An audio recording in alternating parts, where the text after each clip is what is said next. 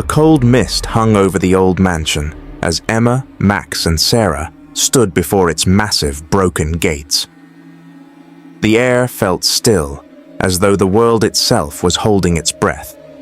Emma adjusted the camera in her hands, her excitement barely hiding the tension in her voice.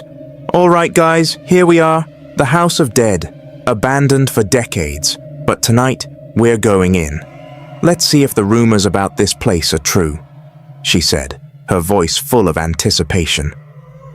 Max laughed, clearly mocking the idea. "Ghosts? Seriously, Emma, do you really believe in all that nonsense?" Sarah, standing behind them, shifted nervously. "I don't know, Max. There's something off about this place. It feels alive." She didn't even try to hide the shiver running down her spine. But Emma, always the brave one, pushed forward. "Come on, it's just a house. We'll be fine." With that, they pushed open the rusted gates, the screeching sound echoing in the silence of the night. The moment they stepped inside, the door slammed shut behind them. The sound was sharp and heavy, as though the house itself had just locked them in. Inside, everything was covered in dust. The air smelled of mold and decay. The walls were cracked, and the old wallpaper peeled off in strips. Yet something felt strange. The silence was oppressive. No sounds from outside, no wind, no animals. Just a dead silence that seemed to press in on them from all sides. "Let's split up," Emma suggested, setting the camera on a nearby table. "We'll explore and meet back here in an hour. I want to capture some of the strange energy people talk about." Max rolled his eyes but nodded. "Fine, whatever. This place is just an old ruin, nothing more."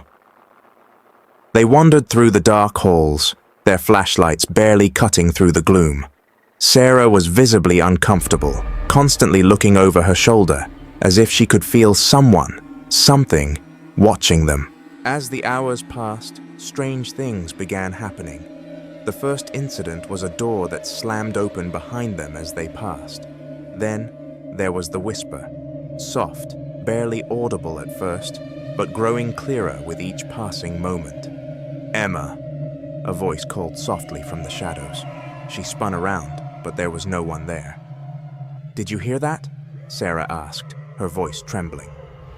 "It's just the wind," Max said dismissively, though even he was beginning to feel unsettled. But the air felt thick, oppressive. The atmosphere in the house had changed. Later, in a dusty attic, they found an old leather-bound journal.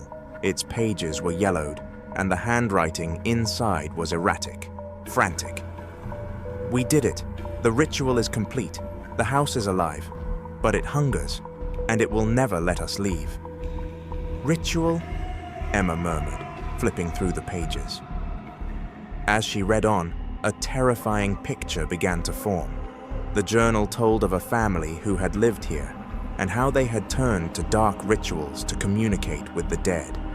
But in doing so, they had unleashed something far worse than they could control. Suddenly, the room grew colder, and the whispers grew louder. The journal slammed shut, and the temperature dropped sharply. The house seemed to change around them. Rooms that once looked familiar now appeared completely different. They couldn't find the way out. It felt as though the house was pulling them deeper inside, trapping them. "Something's wrong," Sarah said, panic rising in her voice. "We need to leave, now." But no matter where they went, they couldn't find the exit. The house seemed to have shifted, creating new walls, closing off doors. They were trapped. Then, they heard it. Footsteps, slow and heavy, coming from above. But no one was there. They stumbled upon a hidden basement door. The stairs creaked under their weight as they descended into the darkness. The air was thick with the smell of rot, and at the center of the room was an altar, stained with blood. "Why is there blood here?" Max whispered, fear creeping into his voice. Emma set the camera down, focusing on the altar. As she studied the markings on the walls, she realized with growing horror that the ritual they had read about was not just some past event. The house was alive, The spirits of the dead were trapped here, and they were waiting for more souls. Panic set in. The house was not just haunted, it was a living entity feeding on their fear, and now it wanted them. The whispers grew louder. Emma tried to reach the door, but it was locked, the key nowhere to be found. Shadows moved, flickering at the edge of her vision, and then they saw them.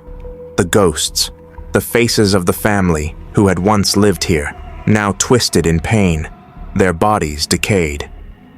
"You shouldn't have come," one of them whispered. "Now you'll stay. Forever." The group realized that to escape, someone had to give their life. But who? Max, who had mocked the house from the beginning, suddenly became their last hope. His face twisted in terror as he realized he was the one meant to make the sacrifice. "I knew it. I knew it all along," Max whispered, his voice shaking. "The house. It already has me." With a final scream, Max threw himself into the altar's flames, breaking the curse and allowing Emma and Sarah to escape. But as they fled, they saw his ghostly form, forever bound to the house. Emma and Sarah made it out, but the house was still standing, still waiting. As they walked away, Emma turned back for a final glance. The house was silent, but something told her it wasn't over.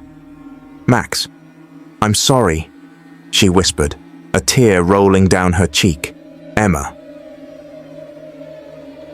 We made it out, but it's not over. The house, it's still there, and it will never forget those who came looking for answers." "Max, I'm so sorry. We couldn't save you, but we had to escape. We had to. The house, it's alive. It was never just haunted. It wanted us. And now, it's still calling for us, for anyone foolish enough to step inside." Sarah. "Emma, it's not over, is it?" Emma's eyes widen as she turns to look back at the mansion. The front door creaks open, slowly, as if beckoning them to return. The faint sound of footsteps can be heard in the distance. The camera zooms in on Emma's face as she stares at the house in horror, knowing that the curse of the House of Dead will never be broken. It's not over. The House of Dead waits for those who will never leave, and those who have already entered are trapped forever.